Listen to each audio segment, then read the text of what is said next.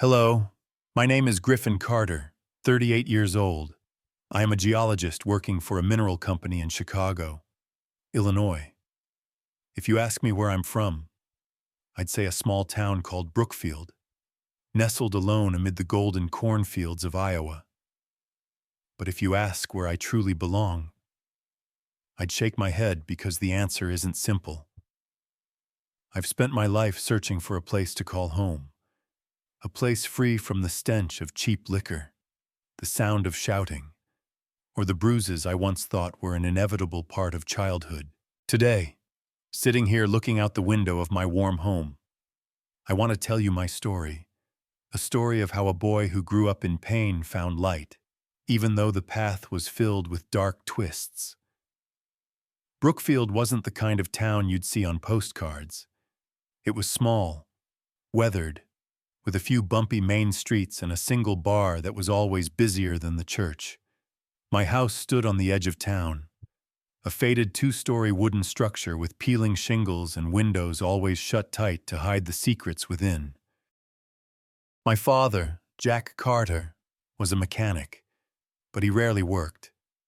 My mother, Linda, used to be a cashier, but quit when I was 6, saying no one needed her out there. Both were alcoholics drinking cheap, strong liquor bought from the corner store. The alcohol made them laugh, made them cry, and sometimes made them fight. Or worse, made them turn on me and my siblings. I was the eldest, born when my parents were still young and dreaming of a better life. But those dreams quickly faded like steam rising from a hot cup of coffee. After me came Ryan, 9 years younger, a blonde-haired boy with blue eyes who looked at me like I was a hero. Then there was Noah, the youngest, only 3 years old when I began to realize our family wasn't like the ones in storybooks. I loved my siblings more than anything, and I did everything to protect them, even if it meant taking on more pain myself. My childhood didn't have picnics or shiny new bicycles. It was sleepless nights, curled up in bed, listening to the sound of breaking bottles and my mother's screams as my father lost another bet in a card game. I remember the first time I realized I was different. I was 8, and my elementary school teacher, Miss Thompson, kept me after class. "Griffin," she said, her voice gentle but filled with concern. "Are you okay? Your collar, it's torn and there's a bruise on your arm." I looked down at my arm where a dark bruise spread like a storm cloud. I lied. Of course. I fell playing ball. "Ma'am." Miss Thompson didn't believe me, but she didn't press further. Even at that young age, I knew no one could help me. No one dared step into that house where even sunlight seemed reluctant to enter. My father wasn't always cruel. On rare days when he was sober, he'd sit on the porch steps and tell stories about our Irish ancestors, resilient farmers who survived famine and war. "Carter blood is warrior blood," he'd say, his eyes gleaming with rare pride. I cherished those moments because they made me feel like he was still a father. But then he'd pick up the bottle, and that father disappeared, replaced by a stranger whose fists were faster than his words. My mother was different. She didn't hit me, but her indifference hurt more. When I was 11, I brought home a drawing that my teacher had praised. I thought she'd be proud, but she only glanced at it, then turned away, muttering something about no room in this house for useless things. I stood there holding the drawing, feeling like my heart was being crushed. I didn't hate her. I couldn't. I just wanted her to see me, truly see me, even once. But I didn't let those things destroy me. I found solace in books. The town library, a small building with the smell of old paper and creaky wooden floors, became my sanctuary. I read everything from adventure stories to science books. That's where I discovered geology, the stories of rocks, mountains, and minerals hidden deep within the earth.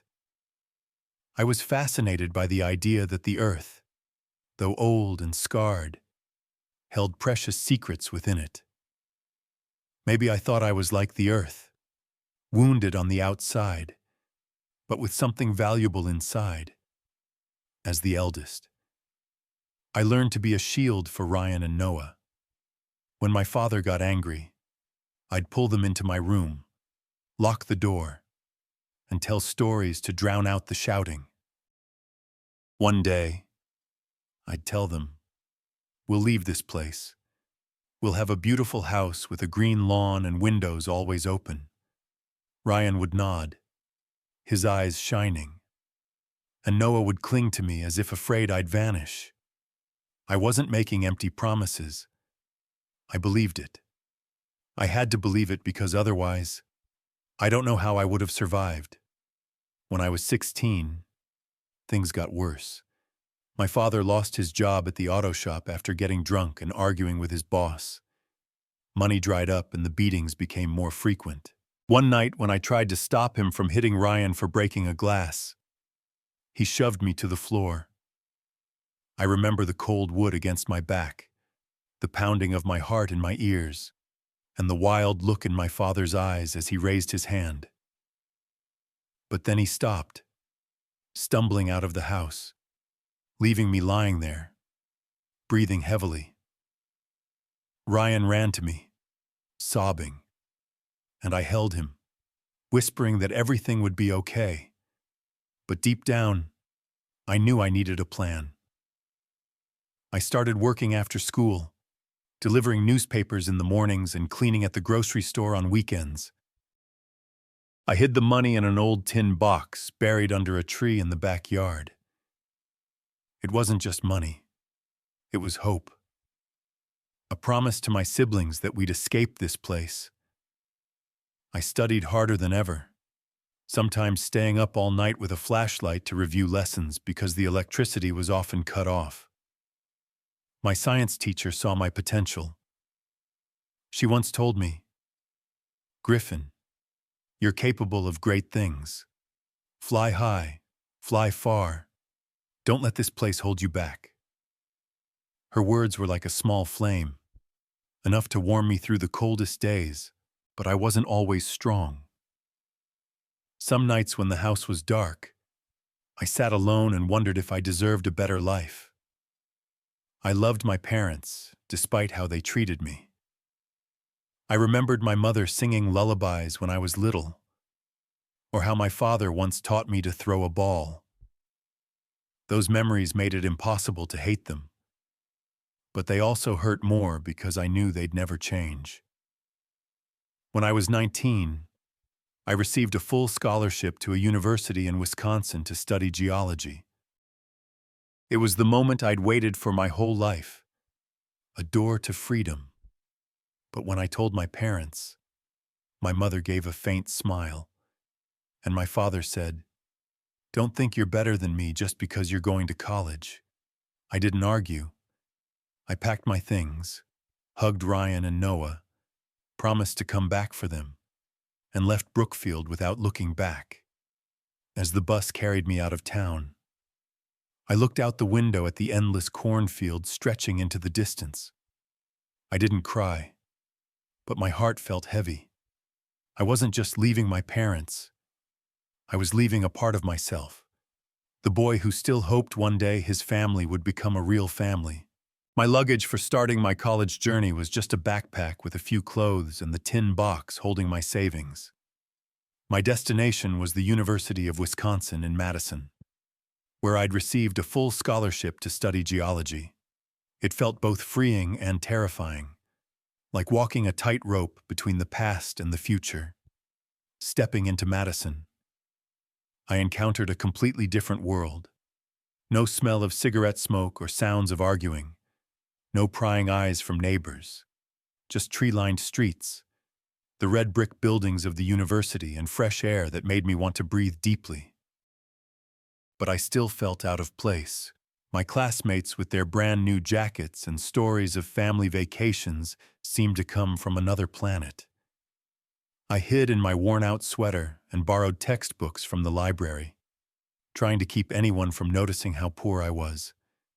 The scholarship covered tuition and housing, but I worked any job I could find. Washing dishes in the cafeteria, shoveling snow in winter, even delivering pizza at night. Some days I only slept 4 hours, but I didn't complain. Every dollar earned was a step closer to my promise to Ryan and Noah. I sent money home when I could, knowing most of it would go to my parents' drinking. I wrote letters to my siblings telling them about the hills in Madison, the rocks I found on field trips, and promising to bring them here someday. Ryan replied with scribbled letters saying he was okay. But Noah, still young, only sent drawings of houses and smiling suns. Each letter was a stab, reminding me they were still trapped in Brookfield. Geology became my anchor. In class, I was captivated by lectures about volcanic eruptions and million-year-old rocks telling the Earth's story. I loved field trips where I could touch rocks, feel their rough texture under my fingertips, and imagine the secrets they held.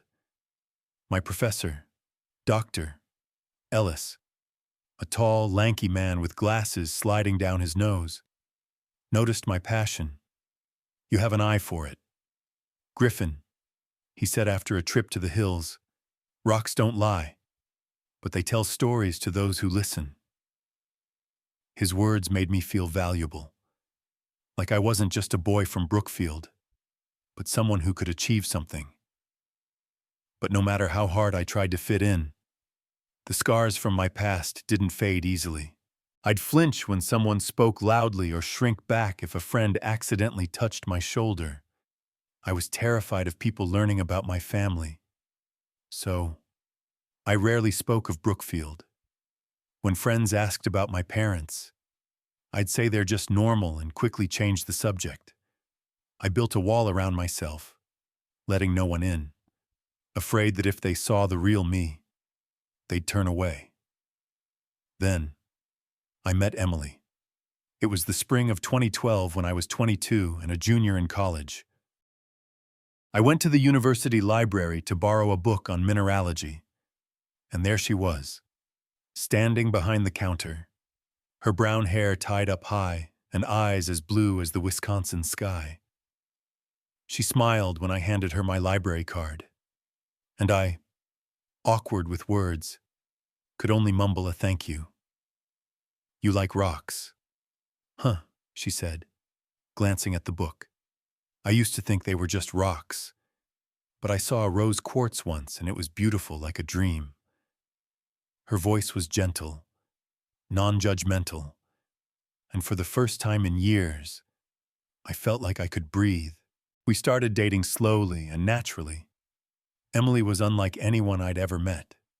She was smart, funny, and saw the world with hope, as if everything could be fixed. She took me hiking in the hills near Madison, where we sat on rocks and watched the sunset. I told her about mineral deposits, how lithium, the metal sought after for electric car batteries, hid deep in the earth. She laughed, teasing that I loved rocks more than her. But her eyes said she understood. With Emily, I wasn't the boy from Brookfield. I was Griffin, a man with dreams, someone worthy of love. At 24, I graduated with a geology degree and a job offer at a mineral exploration company in Chicago. The pay wasn't high, but it was enough to rent a small apartment and save for Ryan and Noah. Emily found a job at a public library in Chicago, and we began dreaming of a future together. I imagined a small house with shelves full of books and a garden where Emily could grow flowers. For the first time, I dared to believe happiness was within reach. But the past didn't let go easily. I stayed in touch with my siblings, but my parents started calling more often, demanding money. "You're working now. You've got to take care of the family," my father said, his voice raspy over the phone. I sent money knowing it would go to liquor. I couldn't turn my back on them. Not because I still loved them, but because I feared they'd take it out on Ryan and Noah if I stopped. Emily noticed my stress, but didn't know the full truth. I didn't want her to see the weak part of me, the part still trapped in Brookfield. Then, when I was 26, Emily said she wanted to meet my family. We'd been dating for over 5 years, and she thought it was time. I panicked. I didn't want her to see the faded wooden house or hear my parents' arguments. But Emily was patient, holding my hand and saying, "Griffin, I love you, not your past. I just want to understand you more." I agreed, though my heart pounded with fear. We drove to Brookfield one weekend. The house was the same, but more run down than I remembered. My father was drunk, slouched in an armchair with a bottle in hand, and my mother glared at Emily like she was an intruder. Ryan, now 16, hugged me tightly. Noah looked at me with cold eyes as if blaming me for leaving them behind. Emily tried to make conversation, but the air was so heavy I wanted to pull her out of there. When we left, she didn't say anything, just held my hand tightly. On the drive back, I apologized, but she shook her head. "You don't have to apologize for them. Griffin, you've done so much better than they ever did." That night, in my small apartment, Emily held me and I cried. For the first time in years, I let myself be vulnerable. She didn't judge or leave. She stayed, and I knew I wanted to be with her forever. I started thinking about a ring, about proposing. Even though I didn't have much money, I wanted to build a family with Emily, one nothing like the family I grew up in. But just when I thought things were falling into place, a call from my father changed everything. It was a winter evening. He called, his voice slurred but resolute. "Griffin, you need to come home. It's important." I asked what was wrong, but he only said, "Come back and you'll see." A chill ran down my spine. I didn't want to return to Brookfield, but something in his voice made it impossible to refuse. The drive back to Brookfield was long and heavy. I drove through snow-covered roads. The radio turned low to drown out my tangled thoughts. When I arrived in Brookfield, I took a deep breath, trying to suppress the suffocating feeling. Stepping inside, I saw my father slouched in his armchair, a bottle of whiskey in hand, his eyes bloodshot. My mother stood in the corner, arms crossed, looking at me with a heavy, oppressive gaze. "Griffin," my father began, his voice rough. "Sit down. I've got something to say." He took a swig of whiskey and continued. "Robert Hayes, my friend, has a proposition. His daughter, Sophia, needs a husband, and I think you're the perfect choice." I froze as if I'd been slapped. Robert Hayes was my father's high school friend, a hard-working and kind farmer who lived off his ranch and fields on the outskirts of Brookfield. His daughter Sophia had been paralyzed from the waist down after a car accident a few years ago. I'd never met her, only heard in passing that she lived a reclusive life, rarely leaving home. "What are you talking about?" I asked, my voice trembling with anger. "I'm not marrying anyone. I have my own life, and I already have Emily as my girlfriend." My father sneered as if I'd said something foolish. "Emily, that girl's not for you. Griffin, Robert promised us, the family, $600,000 if you marry Sophia. Think about it. With that money, we could turn our lives around. Don't you want your brothers to have a better life?" I stared at him, my heart pounding. $600,000. The number echoed in my head, not because I wanted it, but because I couldn't believe my father was willing to sell me for money. "You're insane," I said, my voice low but sharp. "I'm not doing it. I love Emily." I turned to my mother, hoping she'd say something, anything, but she just stared at the floor, her lips pressed tightly together. "Griffin." My mother finally spoke, her voice soft but cutting. "You owe this family. Your father and I raised you, and now you dare turn your back on us.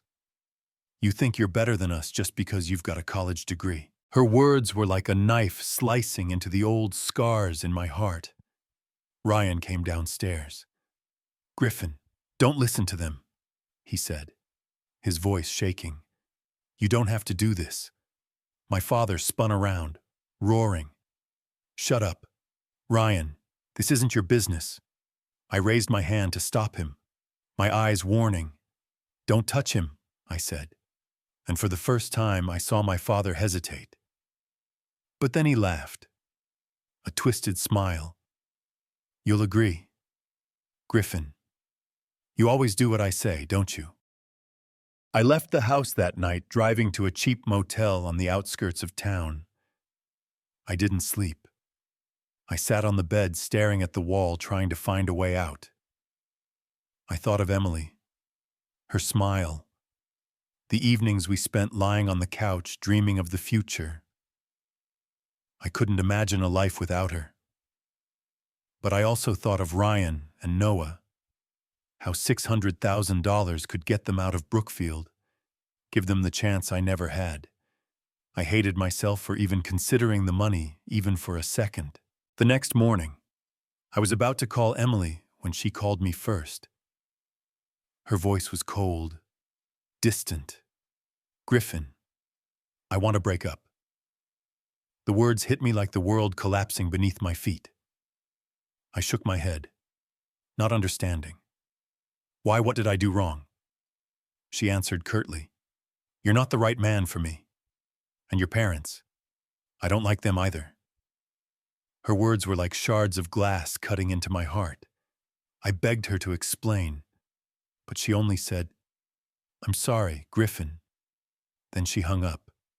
And just like that, our sweet 5-year relationship ended in a way I couldn't comprehend. I don't remember how I drove back to my apartment in Chicago. I only remember the emptiness, as if someone had carved a hole in my chest. Emily was my light, the one who made me believe I could escape my past. When I got to the apartment, she was gone, leaving the place empty and cold. I sank to the floor and I drank, something I'd sworn I'd never touch. But that day, I drank like I wanted to end my life. The days that followed were no brighter. Mornings, I went to work like a soulless shell. Evenings, I returned to the apartment and drank until I couldn't remember what happened. After about 2 months of living like an alcoholic, just like my father, I decided I had to change. I returned to Brookfield, not because I wanted to, but because I had nothing left to lose. That day, my father had arranged everything. Robert Hayes came to our house with his daughter. He thanked me for agreeing to marry Sophia. He talked about the money, about how Sophia needed someone to take care of her. I didn't listen. I just nodded, feeling like I was watching myself from a distance like a stranger. Sophia sat in her wheelchair, her black hair neatly tied back, her brown eyes sharp but wary. She didn't smile, saying nothing beyond a brief hello. I felt guilty looking at her, not out of pity, but because I knew we were both victims of the adults around us. "I don't want to force you," she said when we were left alone. "If you don't want this, just say no." Her voice was calm, but there was a deep sadness in it. I wanted to say no, to run from it all, but I didn't. "I'll marry you," I said, and she nodded, as if we'd both just signed a contract neither of us wanted. The wedding took place in a small, cold, empty church. I wore an old suit, and Sophia wore a simple white dress. No flowers, no music, just the greedy eyes of my parents and Ryan standing in the corner looking at me with pain I couldn't face. When the priest asked if I took Sophia as my wife, I wanted to scream no, that I loved Emily, that I didn't want my life to be like this. But I only said I do, and that was it. After the wedding, Sophia and I moved to a small house her father rented on the outskirts of Chicago. We didn't talk much. She read books, and I kept working at the mineral company downtown. I tried to stay busy. I didn't resent Sophia, she wasn't to blame. But every night lying on the couch, I thought of Emily, wondering where she was and why she left me. Those questions haunted me, and I didn't know how to escape them. The house we lived in was a modest single-story home, with faded cream-colored walls and creaky wooden floors that groaned with every step. It had a small living room, a kitchen, and a bedroom that I gave to Sophia. I slept on the couch, covered with a thin blanket, staring at the ceiling in the dark. At first, we were like strangers forced to live together. I left for work early, came home late, and when I was home, I sat at the kitchen table reviewing geology reports or writing letters to Ryan and Noah. Sophia stayed in her room, the door slightly ajar, a faint golden glow from her desk lamp spilling out. She read books, thick novels or science books I wouldn't have expected her to enjoy. Sometimes I heard the sound of pages turning, the only thing breaking the silence between us. I didn't know what to say to Sophia. Every time I looked at her, I felt a strange mix of guilt and helplessness. She didn't choose this marriage, just as I didn't. But there she was in her wheelchair, with her neatly tied black hair and sharp brown eyes as if watching me, waiting for something. I wanted to apologize, to tell her I didn't hate her, that I just didn't know how to live with all of this. But I didn't speak. I was afraid that if I opened my mouth, everything would fall apart. Sophia, on the other hand, seemed to need no words. She had a calmness that I both admired and found unsettling. One evening, about 4 weeks after the wedding, I came home late, drenched from the rain. She was sitting in the living room, a book on astrophysics open on her lap. "You should dry off or you'll catch a cold," she said, her voice even but not cold. I nodded, grabbed a towel from the kitchen, and when I returned, she was still looking at me. "You don't have to avoid me. Griffin," she said, "I know you don't want to be here, but we could at least try to talk, couldn't we?" Her words felt like a gentle punch. I sat down in the chair across from her, keeping my distance. "I'm not avoiding you," I said, though I knew it was a lie.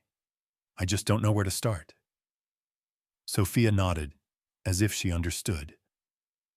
"Then start with something simple," she said. "What do you do at the mineral company? I heard my dad say you're a geologist." I was surprised. No one besides Emily had ever asked about my work with genuine curiosity. I started talking hesitantly at first about analyzing rock samples, looking for signs of minerals like lithium or cobalt. Sophia listened, asking sharp questions about how minerals formed and the environmental impact of mining. I realized she wasn't just intelligent. She was passionate about learning, like I'd been about rocks as a kid. That night, we talked late, and for the first time, the house didn't feel stifling. Those conversations became a routine. Every evening after dinner, we sat in the living room sharing small stories. I told her about field trips to the hills, about a quartz crystal I found in college that sparkled like a star, Sophia shared stories of her childhood running through her father's fields before the accident took her legs. "I can't run anymore," she said once, her voice light but not sad. "But I learned to love other things. Books, the sky, ideas." I looked at her, admiring her resilience, and wondered why I couldn't be as strong as she was. But it wasn't always easy. Some days I came home weighed down thinking of Emily. I still dreamed of her. Her smile, the way she held my hand as we walked under the sunset. I wondered if she was happy, if she thought of me the way I thought of her. On those days, I grew distant, giving short answers when Sophia asked how I was. She didn't push, but I saw her eyes. Not angry, but empathetic, as if she knew what I was struggling with. One day, about 4 months after the wedding, I found a small notebook on the kitchen table. Inside were Sophia's neat handwritten notes about stars, constellations, and mathematical equations I couldn't understand. At the end, she'd written, "Everything has a reason, even if we don't see it yet." I closed the notebook, feeling like I'd intruded on something private. But her words echoed in my mind. I wanted to believe this marriage, the pain of losing Emily, all had meaning. But I wasn't ready. That fall, Sophia suggested we go to the backyard, a small patch overgrown with weeds. "I want to plant flowers," she said. "Will you help me?" I hesitated. I knew nothing about gardening, but her eager eyes made me agree. We spent that weekend with me digging the soil and Sophia directing from her wheelchair, laughing loudly when I spilled a bag of fertilizer. "You're a disaster." "Griffin," she teased, and I laughed for the first time in months. We planted daisies, sunflowers, and some lavender, which Sophia said would make the house brighter. When we finished, my hands were caked with dirt, and Sophia had a smudge of mud on her cheek. I wiped it off without thinking, and she looked at me, her eyes so gentle I had to look away to hide my embarrassment. Moments like that began to change me. I realized I looked forward to coming home, to seeing Sophia, to hearing her talk about a new book or tease me for my clumsy cooking. She had a way of making things lighter, as if she carried light within her despite the unfairness life had dealt her. One summer evening when I was 28, we sat in the backyard watching the first daisies bloom. The sky was full of stars, and Sophia pointed out the Orion constellation, her voice brimming with passion. "Do you ever think about how small we are?" she asked. "All those stars, billions of years old, and we're just a moment." I looked at her, her black hair shimmering in the moonlight. And for the first time, I didn't think of Emily. I thought of Sophia, how she made me want to live, truly live, instead of just existing. "Maybe we're small," I said, "but this moment, it's big enough for me." I don't know when I started loving Sophia. Maybe it was when she smiled at me through the daisies. Maybe it was when she patiently listened to me vent about bad days at work without judgment. Or maybe it was when I realized she didn't need me to take care of her. She was stronger than I'd imagined. And what she needed was a companion, not a savior. This love wasn't like the one I'd had with Emily.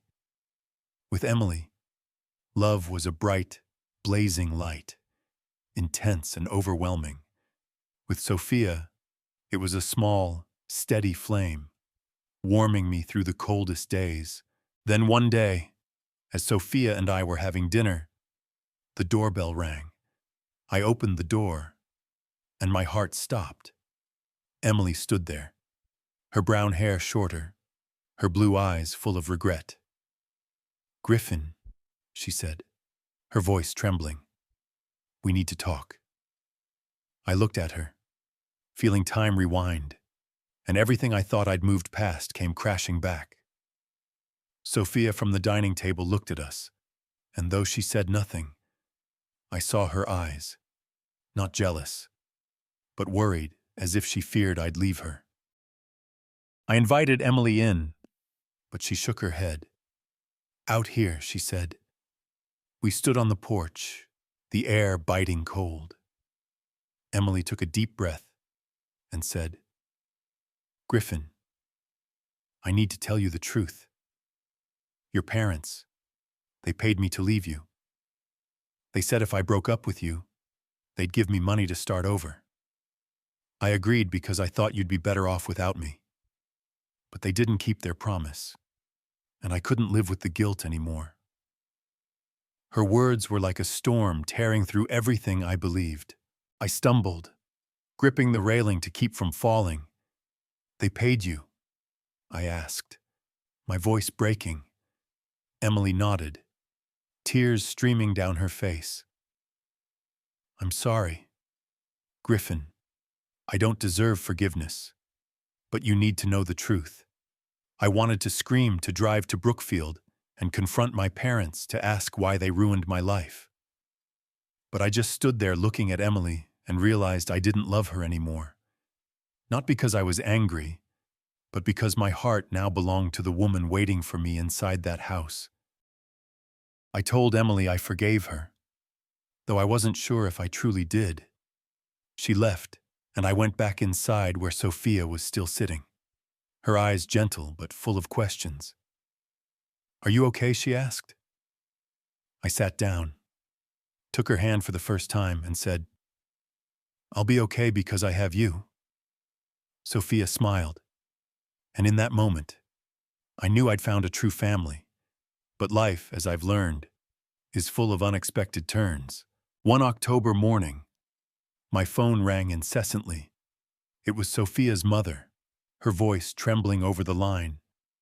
"Griffin, your father-in-law, Robert. He passed away last night. He had a heart attack." I was stunned, at a loss for words. Robert Hayes, my father-in-law, the hard-working and kind farmer, had always been a vital part of Sophia's life. Though he was behind our arranged marriage, I never blamed him. He only wanted to protect his daughter, and I understood that better than anyone. I agonized over how to break the news to Sophia. But when she heard the devastating news, I saw a chilling calmness that both awed and worried me. She didn't cry, just sat quietly in the living room, clutching the astrophysics book she loved. I sat beside her, unsure of what to do except be there. "Dad always wanted me to live well," she said after a while, her voice soft but resolute. "He wasn't perfect, but he believed in me." I nodded, holding her hand, and we navigated the grief together. Robert's funeral took place on a drizzly day at a small cemetery near his farm in Brookfield, watching Sophia place a bouquet of daisies on his casket. I vowed to ensure she never felt alone.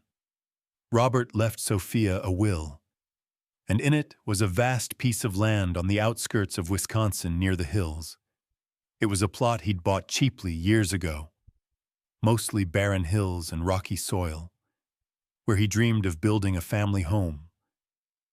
Everyone in Brookfield thought the land was worthless, too remote for development, too harsh for farming. Sophia and I had no immediate plans for it. We were busy with daily life, and I was focused on a new project at work, analyzing data from a mine in Nevada. But fate had its own plans. One weekend, I decided to visit the land, partly out of curiosity, partly to give Sophia and me a break from the city. We drove out of Chicago, winding through roads that led to a rugged open expanse where grass grew sparsely and gray rocks stretched beneath the mountains. Sophia sat beside me, gazing out the window, her eyes distant. "Dad called this place his pipe dream," she said, her voice tinged with amusement. "He thought it would be worth something someday. but no one believed him. I laughed, thinking it was just ordinary land. But when I stepped out of the car, something caught my eye. As a geologist, I'm trained to notice small signs. A glint of mineral, an unusual rock formation. When I picked up a small stone, it felt heavier than normal, its surface shimmering with a metallic sheen. My heart raced. I walked the land collecting more samples and realized these weren't just pebbles. I brought them to the company lab that Monday. And after a week of analysis, the results were unbelievable. The land held a massive lithium deposit, a rare mineral in high demand for electric vehicle batteries. With lithium prices soaring, this deposit, if mined, could be worth hundreds of millions of dollars. I rushed home, papers in hand, my heart pounding as if it might burst. Sophia was in the backyard in her wheelchair tending to the vibrant daisies under the afternoon sun. "Sophia, you need to see this," I said, my voice trembling with excitement, almost shouting. I knelt beside her, spreading the documents on the ground, numbers and charts dancing before my eyes. I explained perhaps a bit chaotically about lithium, about her father's supposedly worthless land, about the life-changing potential. It could be worth hundreds of millions. Sophia, hundreds of millions. She looked at me, her brown eyes wide, then burst into laughter, a clear, resonant laugh that echoed through the garden. "Dad really had a dream," she said, her voice a mix of astonishment and pride. "He always said this land was special, but no one believed him. He knew, didn't he?" I nodded, laughing loudly, feeling like kids again, covered in mud from planting daisies. I pulled her into a hug. That moment wasn't just a discovery. It was a door opening to a future I'd never dared to dream of. We didn't rush. I took the rock samples and data to the mineral company where I worked and presented them to my colleagues. They were stunned. But I saw my boss, Mr. Thompson, his eyes lighting up like when I was an intern pitching a wild idea. "Griffin, if you're right, this is huge," he said, clapping my shoulder. Over the next months, I worked day and night collaborating with engineers and major mining companies to appraise the deposit. Finally, a mining conglomerate agreed to buy the extraction rights for $300 million, plus shares in the project. The day the money hit our account, I sat at the kitchen table, staring at the numbers on the bank screen, digits that felt like a dream too surreal to be true. Sophia held my hand, her fingers intertwined tightly with mine, and asked, "We can do anything. Griffin, but what do you want?" I looked into her eyes, seeing the night sky reflected in them, and said, "I want us to be happy. Truly happy." We moved to a new house in Madison, a 2-story home with large windows overlooking the hills where the sunrise painted the peaks golden each morning. The sprawling backyard became Sophia's paradise where she planted hundreds of flowers, white daisies, sunflowers, and fragrant lavender bushes. Inside, we dedicated a corner to a small library with wooden shelves filled with novels, science books, and the astrophysics texts Sophia loved. She began writing a book, pages filled with ideas about stars in the universe, as if she were reaching for dreams once confined by her wheelchair. I continued working at the mineral company, but now I led a research team focused on sustainable mining projects, ensuring deposits like ours brought profit without harming the environment. Every day I drove home to find Sophia reading or writing in her library corner, and I knew I'd found a place to belong. The windfall wasn't just about money. It was about freedom. Freedom to live as my true self, to heal the scars from Brookfield. I sent a large sum to Ryan and Noah, helping them escape that haunting wooden house. Ryan, now 21, enrolled in engineering at the University of Wisconsin, his eyes lighting up when he talked about designing bridges and buildings.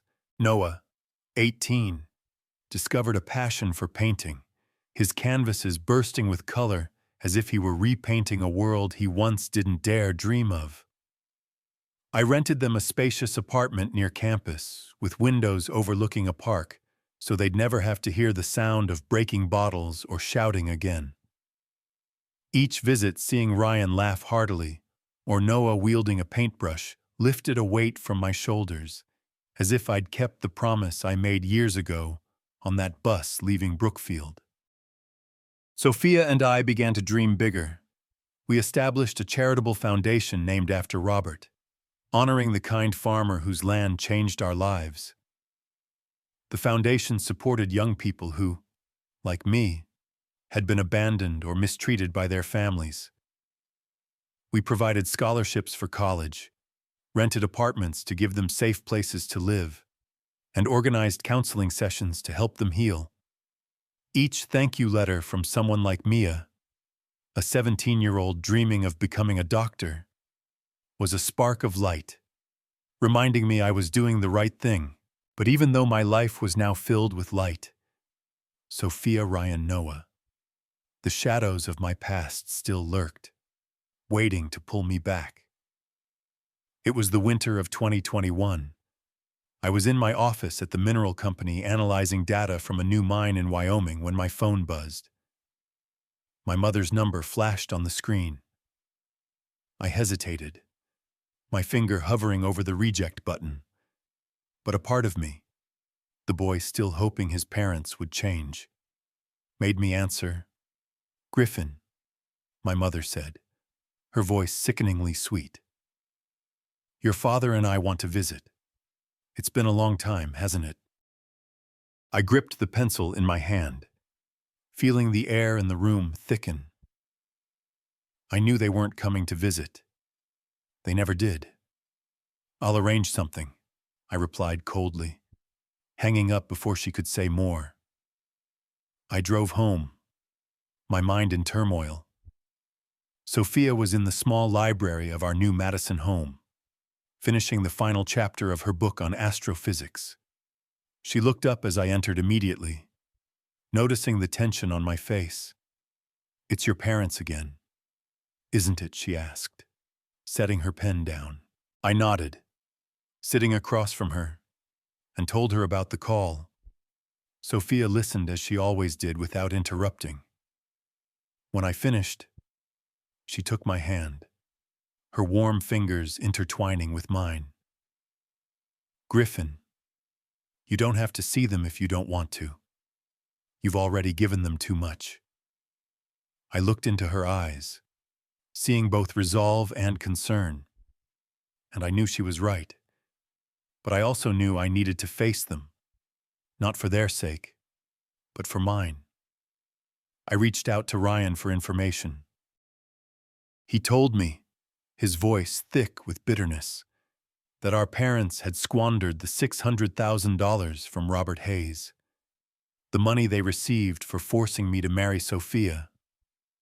Ryan said they bought a new truck, paid off my father's gambling debts, and spent the rest on liquor and pointless trips. "They're broke." "Griffin," Ryan said over the phone. "Now they've heard about the lithium mine, and they think you owe them." I gripped the phone tightly, feeling the old bruises on my arms throb again. I wasn't surprised, but the pain was still sharp, like a blade I couldn't dodge.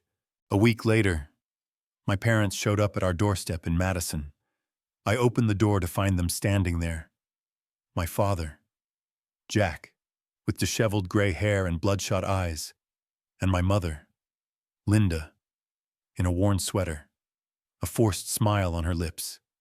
"Griffin, my boy," my father said, his voice trying to sound warm. "Nice house. You've done well." I didn't respond, just invited them in and led them to the living room. Sophia was there in her wheelchair, her eyes sharp but calm. She nodded in greeting but said nothing, leaving it to me to handle. We sat down, the air heavy like the calm before a storm. My father got straight to the point. "Griffin, I heard you made a fortune from that mine. You've got to share with your family. Your mother and I have nothing left." My mother nodded, adding, "You're the eldest son.